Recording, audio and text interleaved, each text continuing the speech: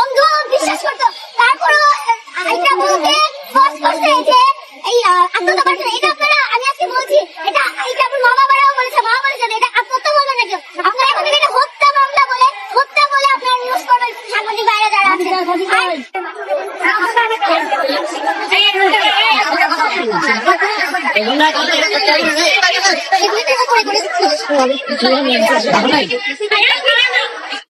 ভাই ঘুম দিতে তো ক্যামেরা ভালো দিতে আমরা পাই না পাই